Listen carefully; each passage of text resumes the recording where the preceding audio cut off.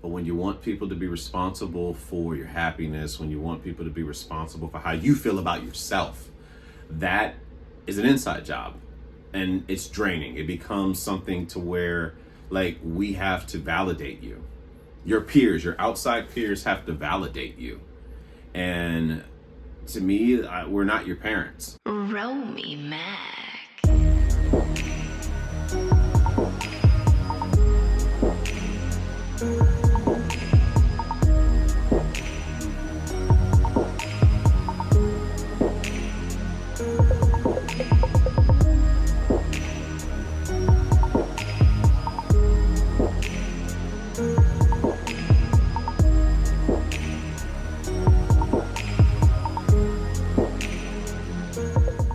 What do you find to be green flags in women for attraction? So before we even get started, this is under the impression that we as men are putting forth that effort into being on our purpose, into acting like a man, acting mature, all those things. We're putting forth the effort, okay? This is not something to like kind of demand in your woman if indeed she really is taking care of your ass. Like, you literally are depending upon your woman for advancement in life. Like, life does not function without her. This is for men who tend to believe that they're working towards being their best self every day and on their purpose, and just making efforts into being a man on a daily basis. That's what this is.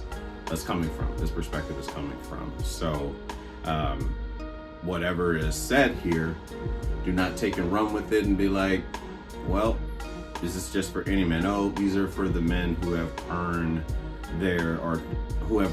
or are earning their cachet as far as what to anticipate in a woman.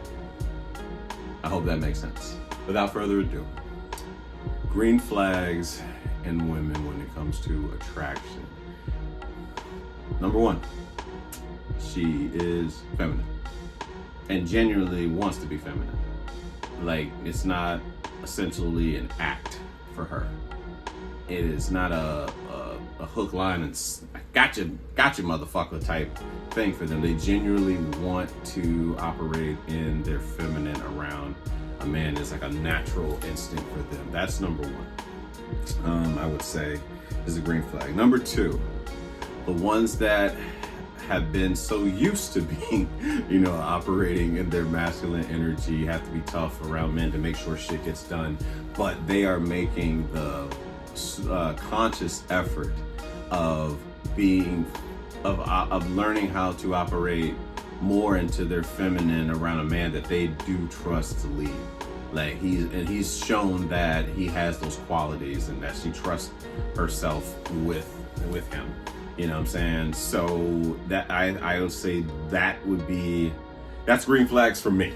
You know, like you're either gonna come across women that are naturally that's just what they grew up around. Like they saw their mother was very much feminine, you know, operating more in their feminine, very much like girly dresses, heels, all that shit, you know what I'm saying? And then of course it is the ones that are learning to operate into their feminine as well, and it's much appreciation to both, honestly.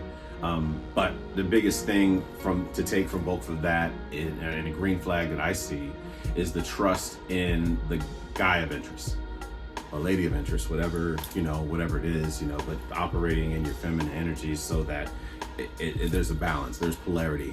And another green flag in that is has a thing for fashion, and executes it well according to her figure, you know, and knows when to get dolled up, and knows when to sit around the house in some sweatpants, t-shirt, and rollers, head wraps, whatever the case is, you know what I'm saying? Like she knows how to dress for the occasion.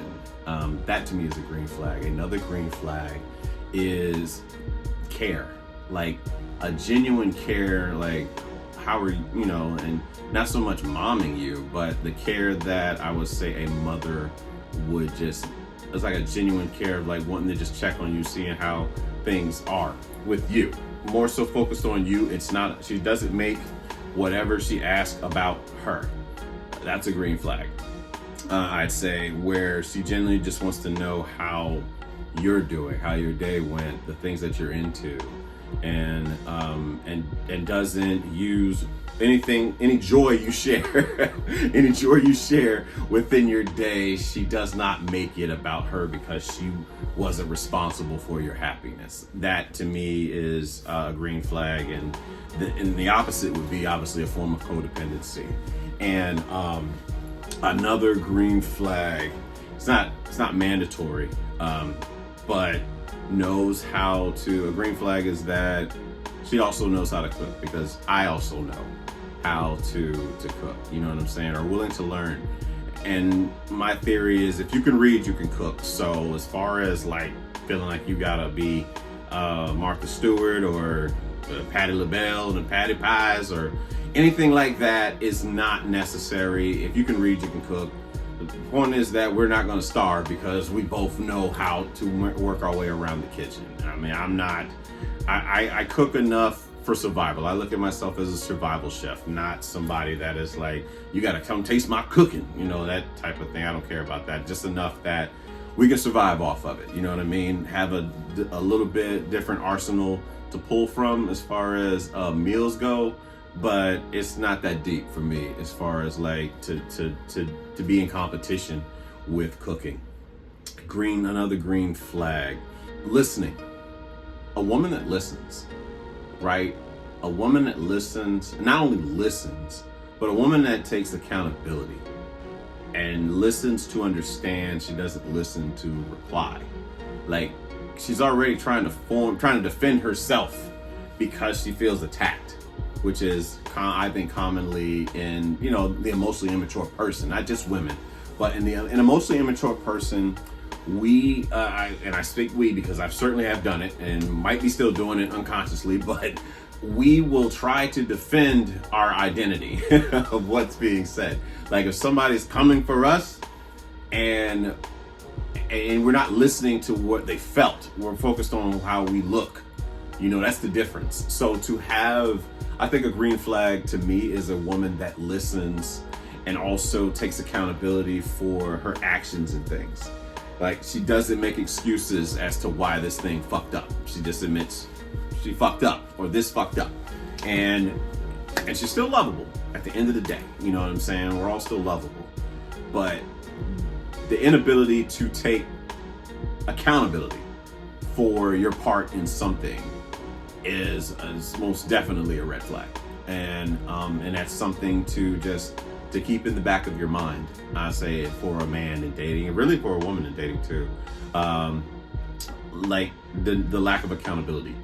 But green flags, she does not have a problem talking about her parents when asked about that, you know, being very much into like mental health and like asking how's the relationship with your parents. If there is an immediate defensive response, look more into that. I won't say that that's a total like a deal breaker or anything, but I would look more into that situation as to why that person feels that way, you know, because we tend to mirror what we see. And there's no getting around it. And I know a lot of us, we spent years trying to not be like our parents, only to become just like our parents. You gotta love how how psychology works. But to be able to have the conversation as to why how did we get this way, right? A lot of things we're not so proud of. Decisions that we've made, choices that we've done, you know, choices we've made, and we look back at it like we would have made different choices, but we mirror what we see. A lot of times we mirror what we see unknowingly, before recognizing that we're just running on a cycle or running on a program that we pull from. We pull something from what we find to be familiar. We're doing what's familiar versus what's best for us, and that's okay. It's about having grace with that and having grace with yourself, number one. That's the biggest thing. And that's another green flag, is that she has grace. She gives herself grace as far as like any mistakes. She doesn't feel like she has to be super mom, super woman to live, you know. She's okay that she's enough. To me, that's a green flag. And because I know a lot of times, seeing not just women I've dated, but just also women I've engaged with, I've seen like friends and stuff, and like they'll be dating my friends or something, but they will try to be try to put on the biggest parties for a 1-year-old. That party's not about the 1-year-old. That party is about ego. You know what I'm saying? As far as like, I have to be the super mom and all this. I have to get the Turbo Man doll for you know, my kid at Christmas, like, you know, the number one toy that year and all this stuff, and just to prove that you're like a dope mom. You're still a dope mom regardless if you're able to get that gift. But like, commonly just seeing them just having grace with themselves, being able to just understand that they too make mistakes. They don't have to be perfect. Another green flag, she's imperfect. Yes, and that's the beauty of it. You know what I'm saying? Like, you are perfect because of your imperfections, and it's like learning to embrace those imperfections. That's a green flag. The fact that she embraces her imperfections, and she sees life. She takes life as it is. It's light. Green flags. She will defer to you in decisions, even though she can make the decision. She's just indirectly giving a shit test, as we call it in the manosphere, to a man to see, you know, she trusts you to lead, and what are you going to do when you get that call about making a decision on something, even something as small as, like, how do I look in this? What should I wear to this formal or whatever it is? You know what I'm saying? Like, she could have easily called up her friends. She could have easily decided on her own. She asked you. So there is a level of trust that comes there, that she values how you feel about something, your opinion on things, like not just about a dress, maybe a situation that might have happened at work. Maybe it's something that was just on her mind within the family, whatever it is, you know, there's that level of trust that comes with that. That's something that doesn't go unmentioned or unrecognized when a woman is like, you know, she defers to you for a second opinion or decision making, if you will. Like, to me, that's a green flag. That's a green flag, and it's something where when you've shown that you have leadership ability, qualities, calm energy, you tend to get folks, not just like in a dating scenario, but even just like in a work scenario, sometimes you'll get people come and ask you things to get your opinion on things. And I think that's more because they trust your mature ability to make decisions. And that's much appreciated. To me, that's a green flag. And an attraction in dating doesn't try to compete with you, doesn't try to one up you like what a guy would do. You know what I'm saying? Like a guy at the bar talking about what he did in the military, and then you got this other guy saying, well, we did this thing, you know, and it's like a constant, you know, back and forth of unnecessary conflict. That's a green flag. That's why I'll put that together. Doesn't compete with you and doesn't want to have unnecessary conflict to prove her ego right. Like, understands we're just having a conversation to get to, you know, from point A to point B together, not, you know, not me versus you. It's you and me versus the problem type thing. So, and doesn't necessarily green flag doesn't project, you know, doesn't project her insecurities. That's a green flag. And you can have your insecurities, but when you want people to be responsible for your happiness, when you want people to be responsible for how you feel about yourself, that is an inside job. And it's draining. It becomes something to where, like, we have to validate you. Your peers, your outside peers have to validate you. And to me, we're not your parents. I love that. And as far as like a green flag. Now, asking how a person looks in something, and they ask you, like, I guess that's the perfect example. Like, let's just say a woman asks, how do I look in this particular attire? And you tell her the truth, but don't try to be like a comedian and like bash a woman, you know what I'm saying, when she asks how it looks. But like, I don't care for that preference. I don't prefer that look in you or something like that. But as far as like, girl, that shit make you look like Sherman Klump, you know, like something like that is, you're gonna get back what you put out. So if you speak from that level, you're gonna get that back. Whatever you put out into the universe is what you're going to get in return.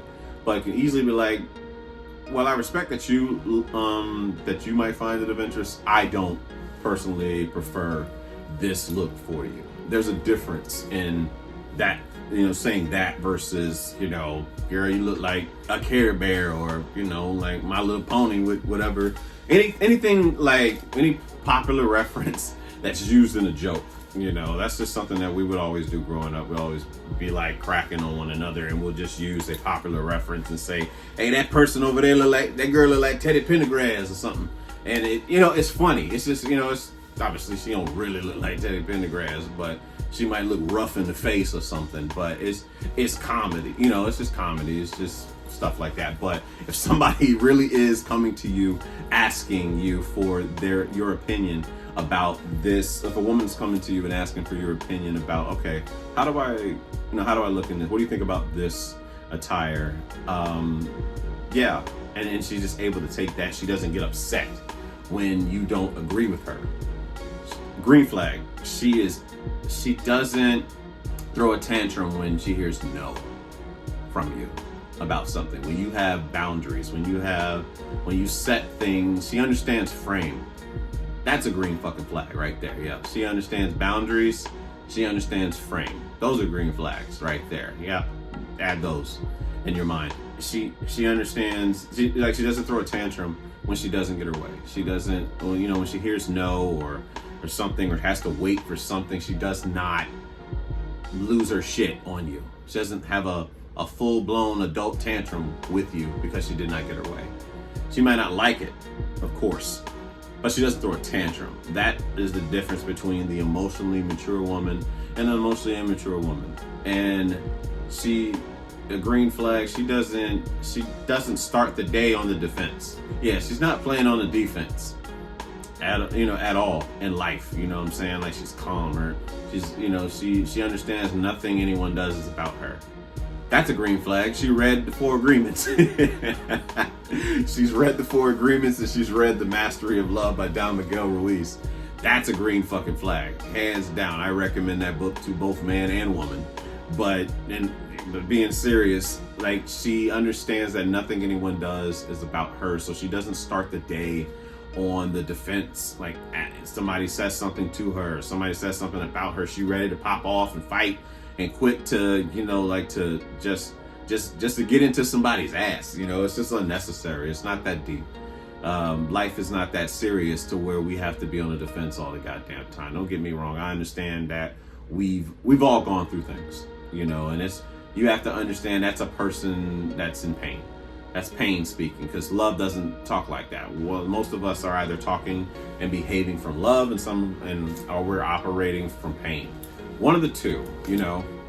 So when a green flag is a woman who does not start the day off on the defense, she's not constantly trying to get into, you know, like, to tell somebody off in an argument or whatever it is, you know, like, she just calm. Like, most people, I say both man and woman, you know what I'm saying, you can tell a lot by a person's feeling by how calm they are in situations. And, you know, they just don't try to be Mr. Get Bad all the time. But a green flag is that she also has her own boundaries for herself.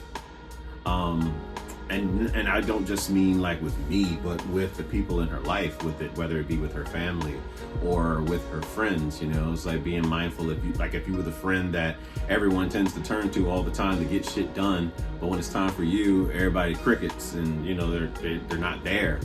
But you tend to be that one, you know, that you're the reliable one. But green flag is that she sets boundaries with them and protects her peace.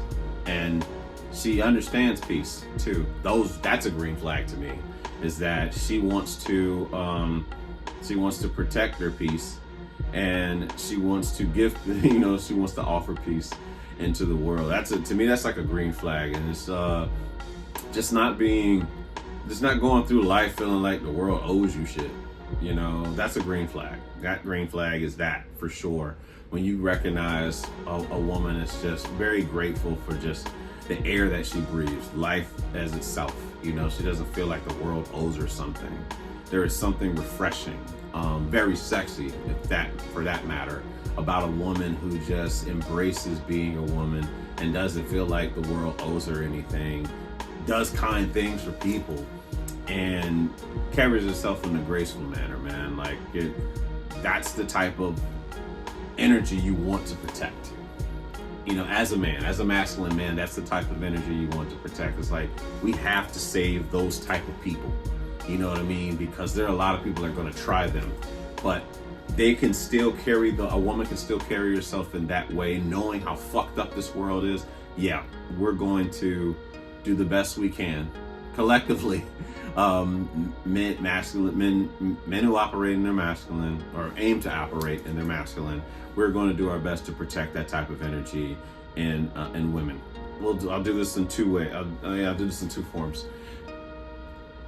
Green flags: a single mother that has raised her kids to value men, right?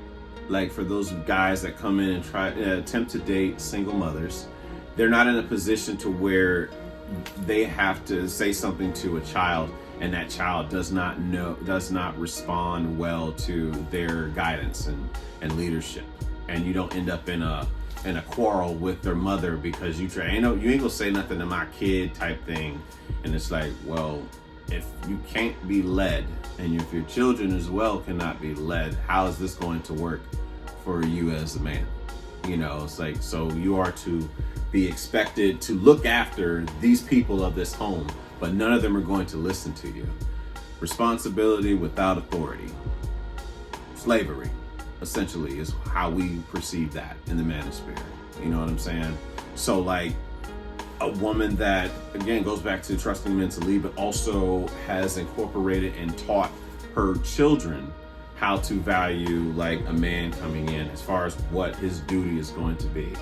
And I'm sure there's plenty of men and women too, but really, like, men for this particular part, can appreciate a woman that has essentially coached, instructed, taught, guided her children to like, all right, I need you to understand the duty of a man that's responsible, effective in leadership, and all these things that I believe would be beneficial for a family unit, dating unit, whatever your unit is, like a man's role per se. I think would be beneficial.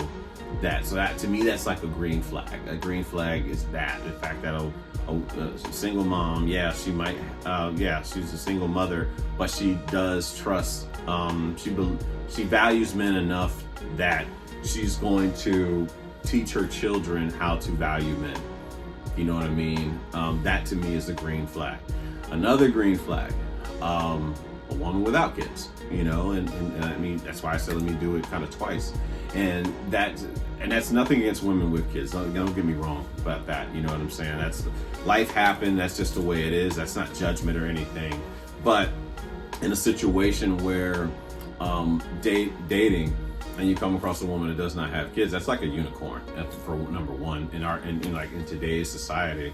But a woman without kids doesn't have that issue with the ex, or you know what I'm saying, or even that situation we just talked about with the kids and all of that. You essentially avoid that, but that's not to deter you from dating every single mother that you come across, though. No, let me be very clear about that, because there are some women that really do value men enough to be like, you know what, I've taught my children how to value a man's leadership, being able to take leadership, and not just any man, you know what I'm saying, like somebody that you've been like kind of chatting with a little bit and has earned that opportunity to do that, to be able to have that rapport with the kids, and they'll actually listen to them.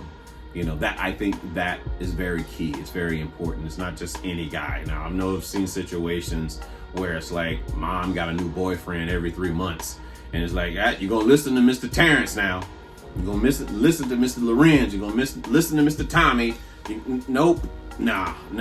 Somebody that has shown that they have roots. You know what I'm saying? Like they're etched in the ground. Like it's something concrete. Something that's a lot more serious than just frequent every 3 months type setup. But yeah, so you don't have to deal with that. If you're dealing with the opposite woman that does not have any kids.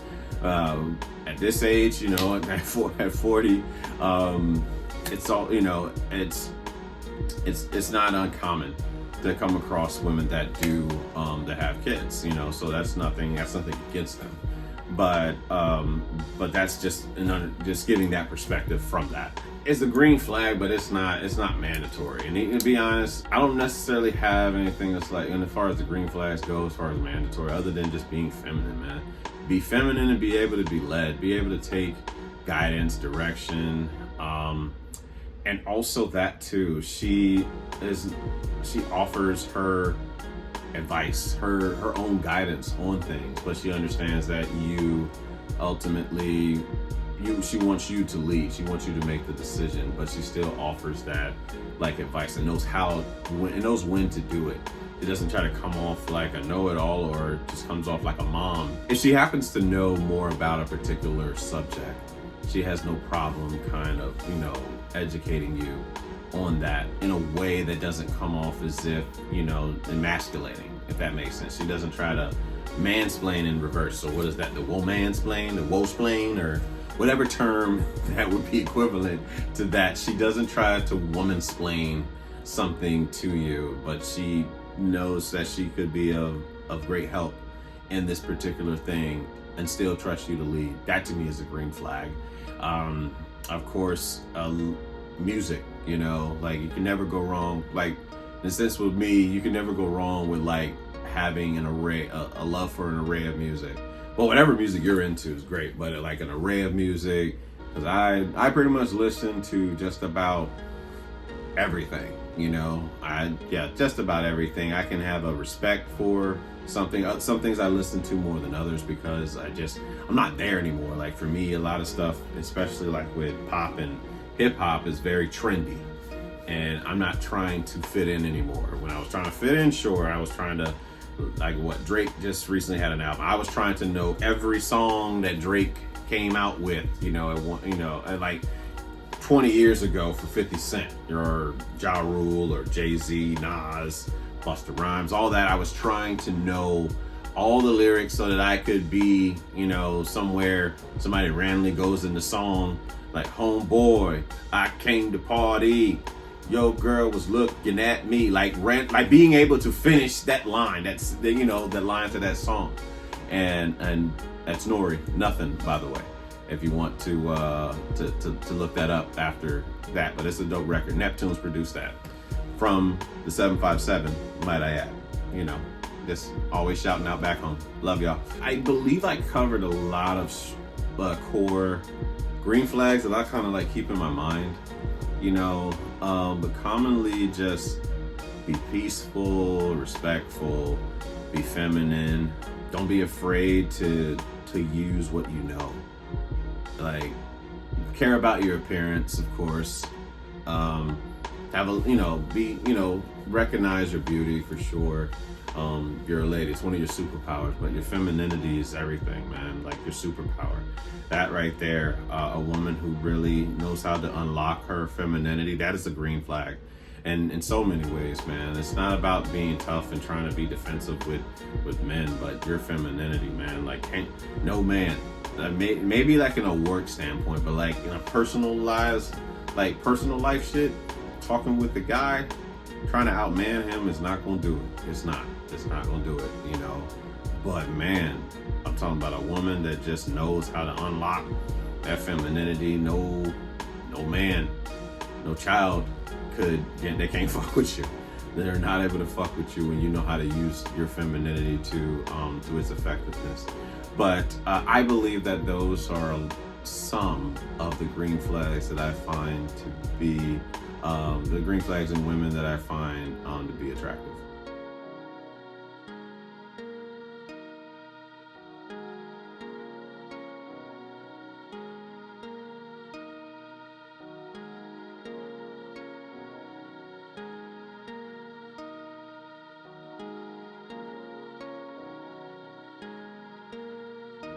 What would you recommend a man not to do for success in dating? Wow, it's just like the opposite of what we just did. So let us get into it. For a man, success in dating, right? You want to ensure that you have yourself together, like life itself. Like you're not dependent upon you're not still depending upon your parents for survival.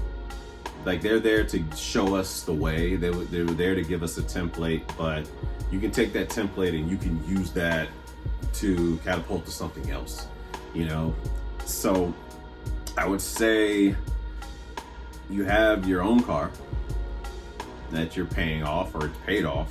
If it's paid off, definitely better, because Lord knows I hate a car payment. But you have your own place, whether you're renting, whether you're owning, because depending on the market, renting might be better than owning a home. I still think about that to this day, as far as like getting back into renting versus owning a home. Know how to improve your appearance. So work out, be dedicated to working out. Because you want to be the best version of yourself, right? You want to be in shape, not just for success in dating, just for your life itself, man. You don't want your doctor to be the one to tell you to work out. You want to already be working, incorporating working out into your lifestyle. And there's so many benefits that comes from working out mentally. Like the way, don't get me wrong, I love the way I look when I'm in the gym. Very vain, I'm not gonna lie about that. When it comes to working out, very vain about that, but I love the way I feel when I'm done working out. I could wake up with the worst depression feeling, temporary depression feeling. Sometimes it lingers longer, but I could wake up with like some of the worst case of depressions But when I get in that gym, man, like 30 minutes in, something, the happy chemicals start forming. There's a sense of dopamine that comes from working out.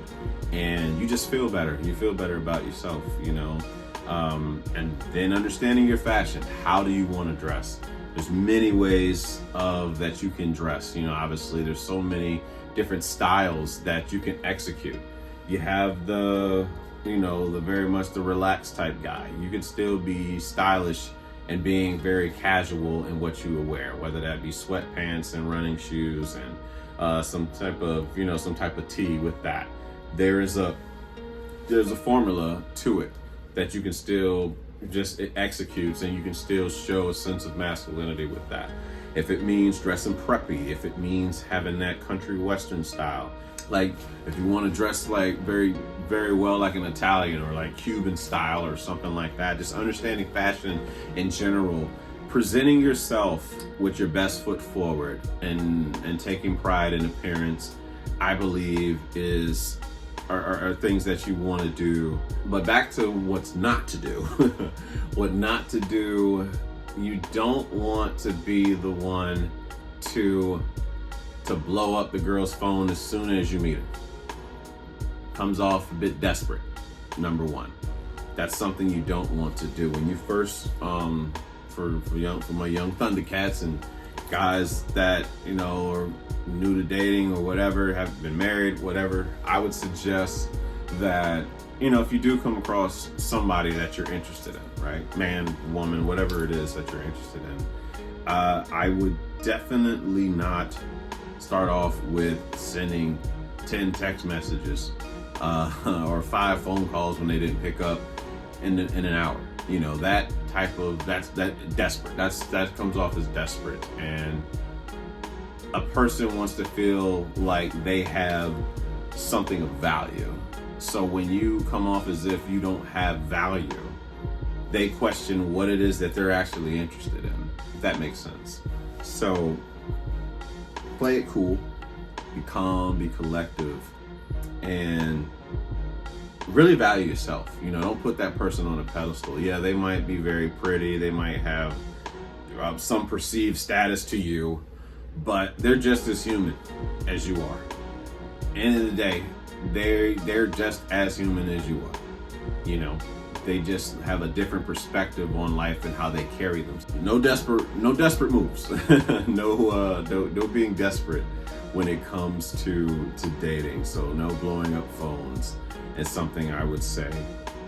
When you are in conversation, don't talk to her like she is one of the guys. That's not going to bode well for you. I would say learn how to engage in conversation that adults can kind of speak on, if that makes sense. Talking points where it really doesn't matter what your gender is, you know what I'm saying? Or learn topics that might become very common with the person that you're talking to. I mean, before you're even, let's just say it's an online dating type thing, right? And let's see, yeah, if it's an online dating type thing, those are the times to kind of generate those conversations that you would have as if you met in a coffee shop or whatever, wherever you meet a person. Talking online, you learn to ask questions that can generate more about that person so that you can learn how to engage with them, right?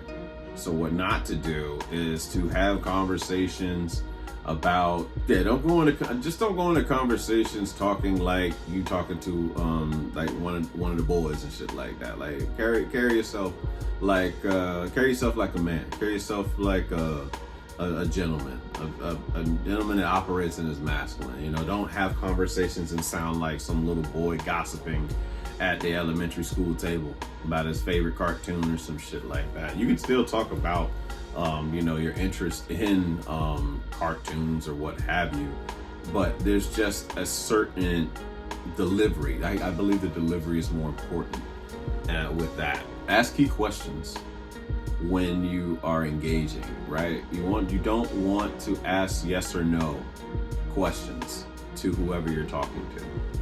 And you want to ask questions that requires a person to give more than just a yes or no answer. Because when you ask, like, do you like grapes? Yes. Because you never know, that girl she might do shit like this. Yes. Okay.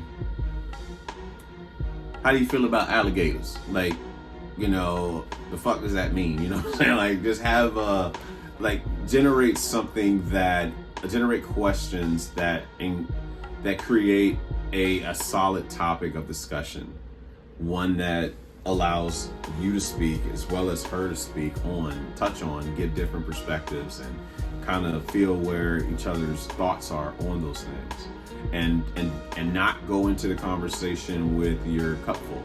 I know we mentioned that on the last episode, but like, don't go into the conversation thinking that you know everything about what you're about to ask her. Go into the conversation, as Jordan Peterson has mentioned, when you get into a conversation with somebody, talk to them and ask questions as if they know about something that you have no idea. So inquire, ask questions that are more than just like yes or no. That's I was definitely don't do that. Don't ask questions that only end in yes or no. Another thing to suggest for men not to do in dating, and be successful in dating, is to not react emotional.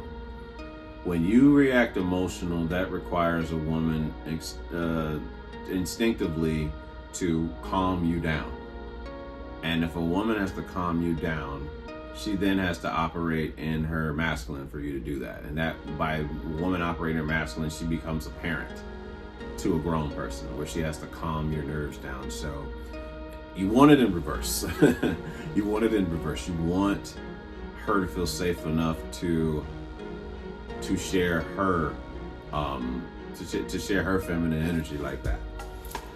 It feels out of place. It's so very contradicting what I'm saying, but it's out of place for a man to be like the emotional one. But it's so commonplace that in our society that we see that, to where a woman is calming down like a man's emotions. You know what I mean? I personally believe that it's our duty to remain very still, very, very calm in nature, very calm in our nervous system. Don't get me wrong, it took work, because I certainly was somebody that was very, very emotional. And I would say not completely 100% not anymore, but definitely taking the work to operate like that on a day-to-day basis, to honing in your emotions, practicing stoicism. But you don't want to lash out. You don't want to be in a screaming match with a woman. You're not gonna win. She got more experience. You know what I'm saying? You're not gonna win that one. So it's best to just remain calm. Remain calm and to work through the situation to the best of your ability together. I think that's like learning how to talk things out, because adults have conversations, children throw tantrums when they want to be heard. You know what I'm saying? And everybody just wants to be seen, heard, and loved. That's it. No matter who you meet, they're operating based off of not feeling seen, heard, and loved. For people who feel seen, heard, and loved, they have a calmer nervous system. For some of us who did not feel seen, heard, and loved, their nervous systems are nervous wreck and shot, depending on who they're around. You know what I mean? Think I'm joking? Your next family reunion. Next family reunion, watch how people operate around each other, around certain people. It's like, do they feel seen, heard, and loved is the question that you would have to ask. What not to do. Do not show up on a first date in a jersey. I didn't get that. It's funny, I was having a conversation one time with somebody I was seeing, and she was like, you better not ever show up, on a date in a jersey. I didn't understand why. Like, I would never do it. I never thought about it, but I'm just like, why the fuck would she do that? But formality. It's more about taking pride in appearance. It's like learning how to carry yourself as a man. A woman will take seriously.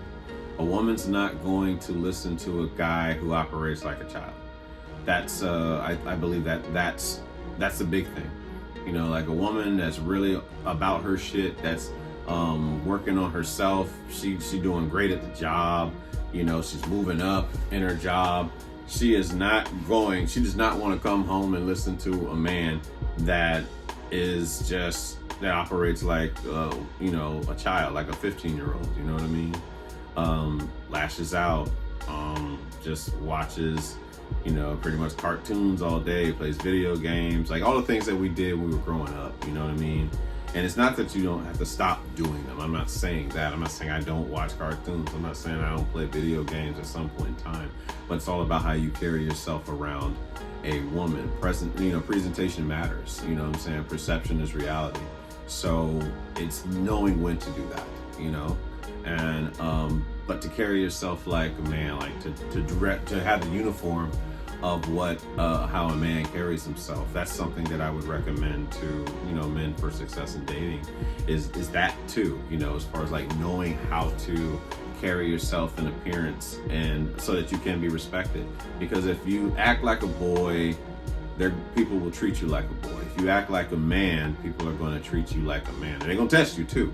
If you act like, depending on how you're acting like a man too, you know, you're going to get tested, and that's where you have to show truly that you are a man.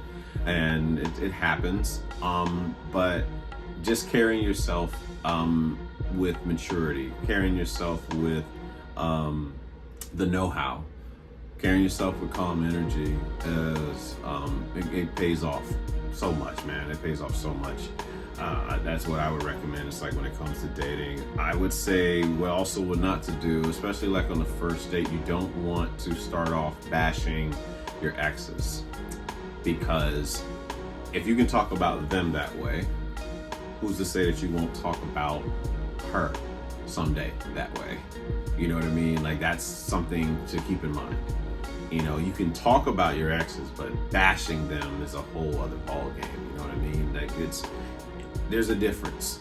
I believe there's a difference in that, and those who understand that, you get what I'm saying. So it's just having the respect to be like, you know what, they did some things I didn't care for. I did some things I know that she didn't care for. It just didn't work out for us at that particular time.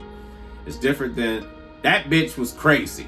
You know, like, coming off like that is it comes off immature.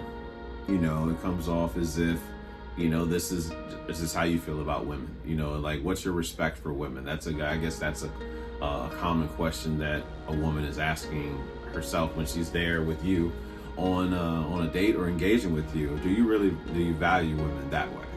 You know, in a sense where you're talking, you know, you're bashing this bitch like this. A lot of things to, much can be said as far as like what a man is to not do when it comes to like being successful in dating and all that stuff. But that's just what I've come up with at this particular time.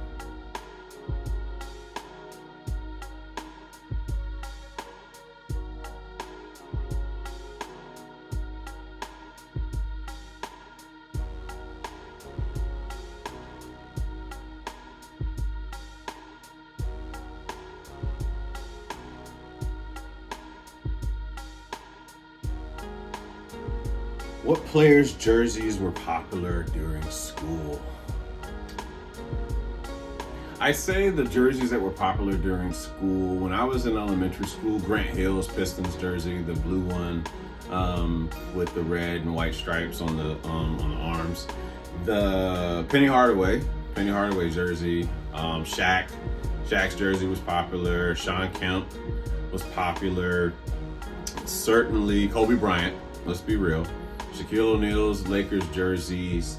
Who else was really big, man? Football wise, I had a Dirty Bird, Jamal Anderson, Atlanta Falcons jersey, Michael Vick's jersey, whichever one, the red one, the white one, the black one.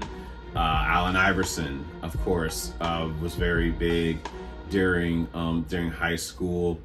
So what was that? Like I said, AI, Kobe, Shaq.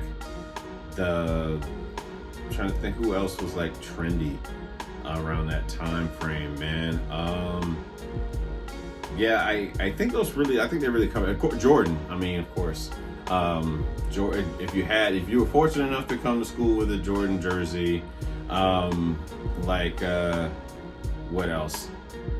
I mean, and it was jerseys that were popular, but the player wasn't necessarily popular. Like, I remember seeing a lot of kids wearing throwbacks. You know, that was around the time where Fabulous had just came out, and when Fab came out, everybody wanted to dress like motherfucking Fab. Yo, Fab had a jersey, just all kind of jerseys and shit, man. I remember seeing TJ. TJ used to wear a brown Cleveland Browns jersey, and he would have like brown Timbs to go with it, man. It was pretty sweet. A lot of throwback jerseys, the Laker warm-ups, any type of NBA warm-up, you know, but I'd say Kobe, AI, Jordan, Scottie Pippen for me, Penny Hardaway, Shaq, Grant Hill. Yeah, those were the jerseys that were pretty popular when I was in school.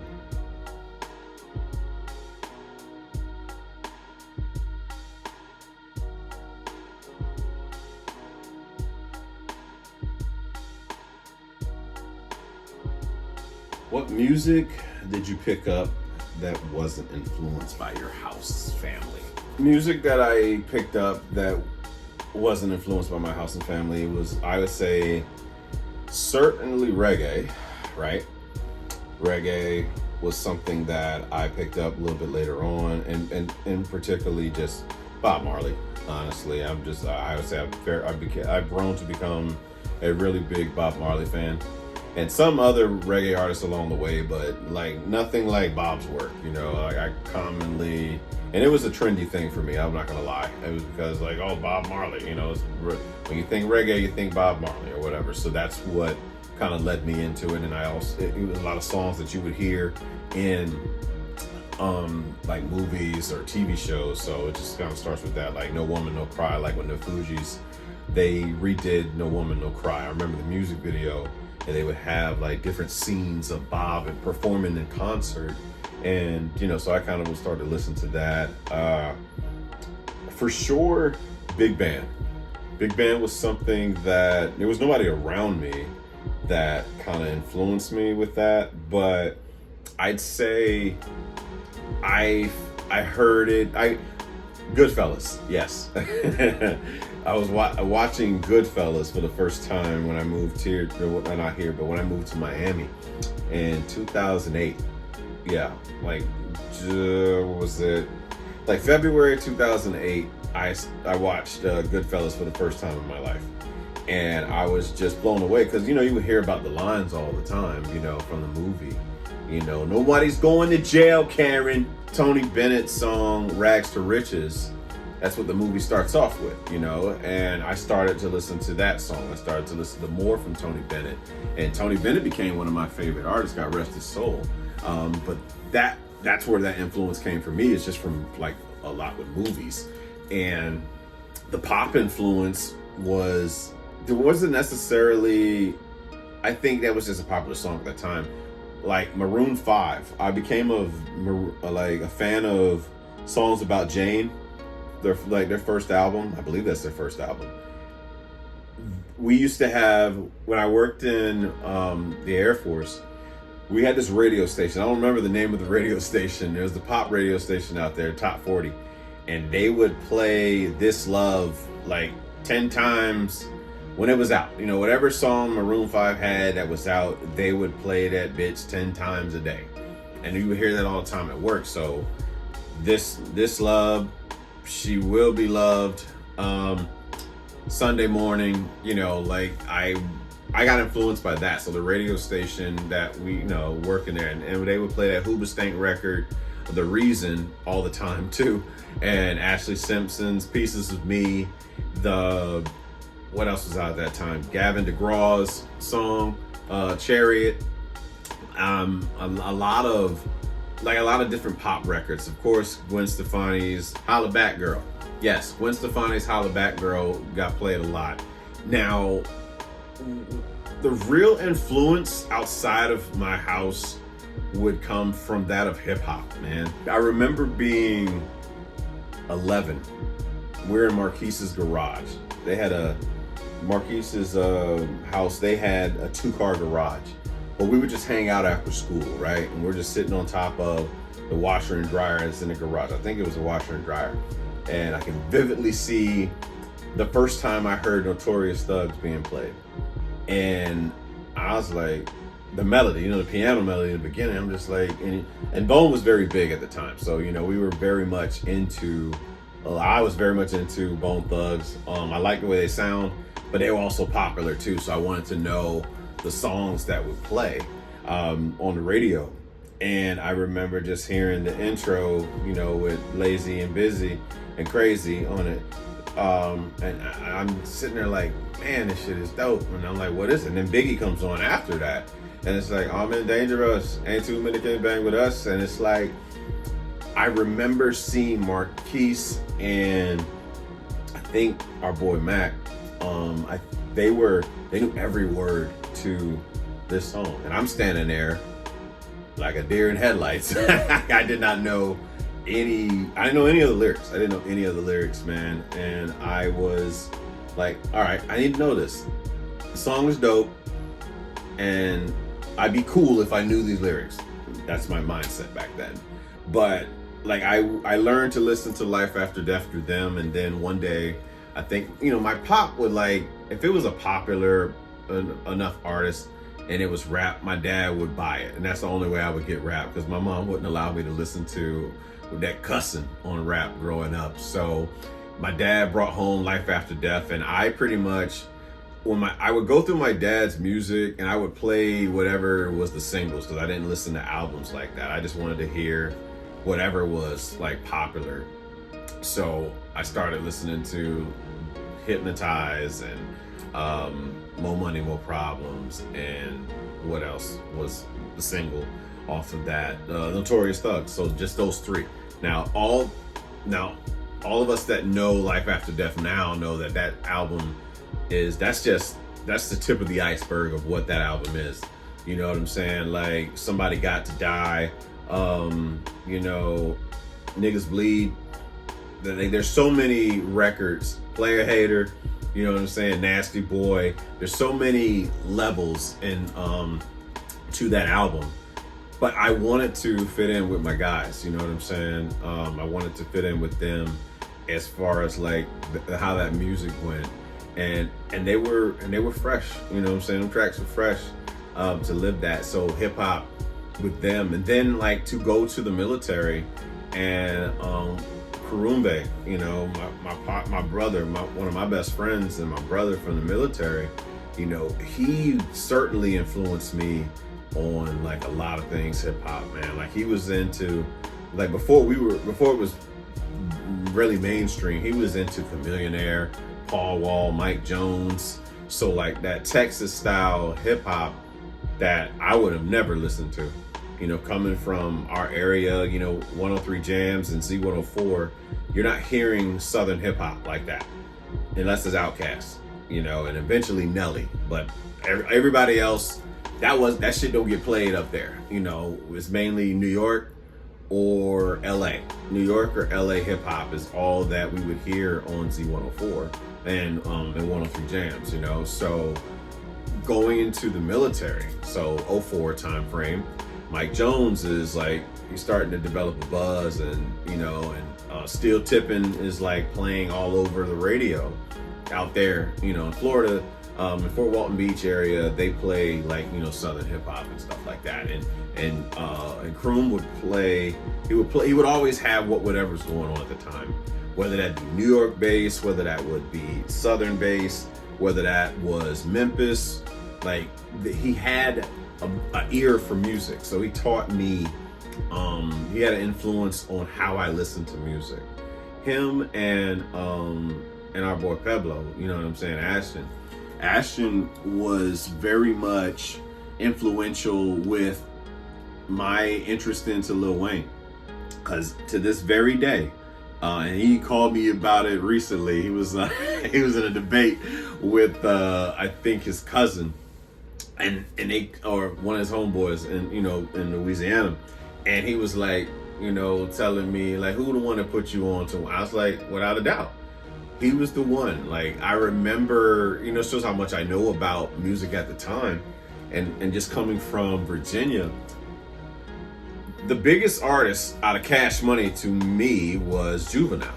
And I laughed at the fact that he kept saying, yo, Lil Wayne. I said, like, Lil Wayne from Hot Boys, was like gonna be something. And I just remember like, all right, whatever. I don't know, you talking about Juvenile the best.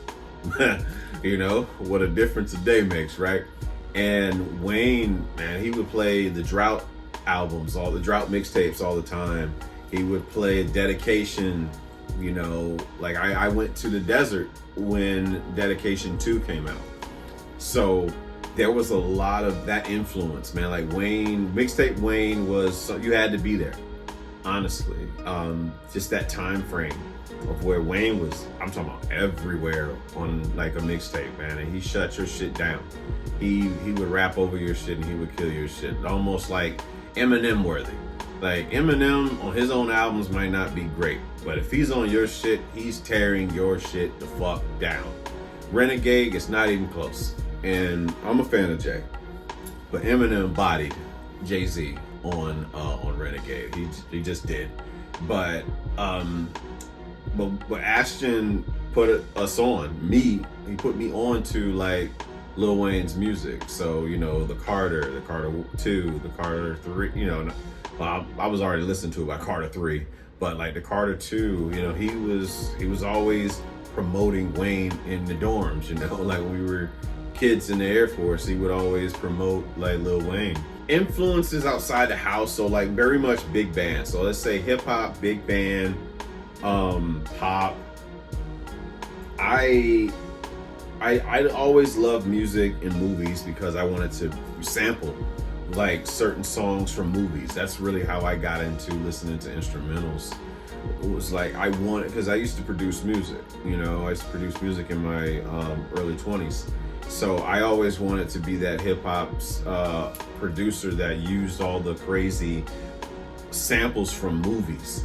Like something you would have never caught, like this Indiana Jones sample, Jurassic Park, or something like that. So I started listening to composers, and one of my favorite composers, John Williams, he'd done practically all the movies that we've loved growing up. Jaws, Hook, Schindler's List, Jurassic Park, Rosewood. I mean, he's done music for just about our entire childhood, you know what I'm saying? And Star Wars, Superman. I mean, the list goes on that what he's done. And so that was an influence for me. I just love listening to instrumentals, especially now.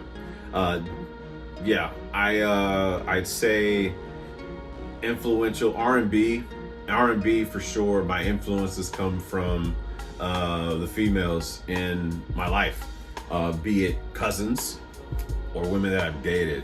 I remember being influenced a lot by a girl I was dating. She was into Brian McKnight, and there's a dope song by Brian McKnight called Every Time You Go Away.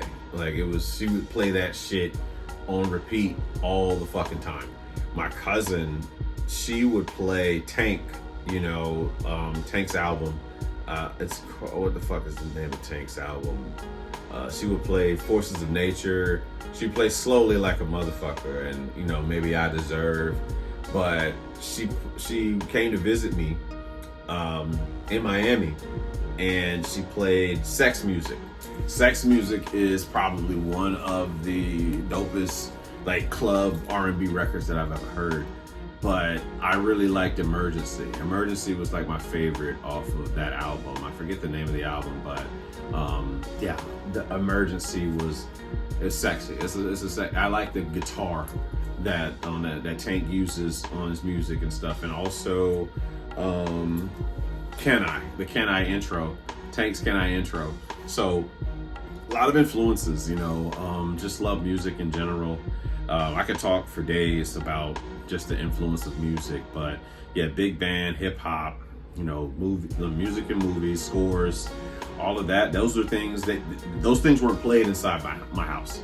And go-go too. When I would go to my grandma's house and visit my cousin and, you know, my aunt, they would play go-go music all the time because they, you know, they would go to the club and shit. And this is like 99, 2000, you know, they're going, you know, like, to the clubs and whatnot. And so you got go-go music, you got like I said, Bone was definitely an influence there too at my grandma's house. A lot, like I said, just a lot of music, man, influenced me. I love it. I love music in general.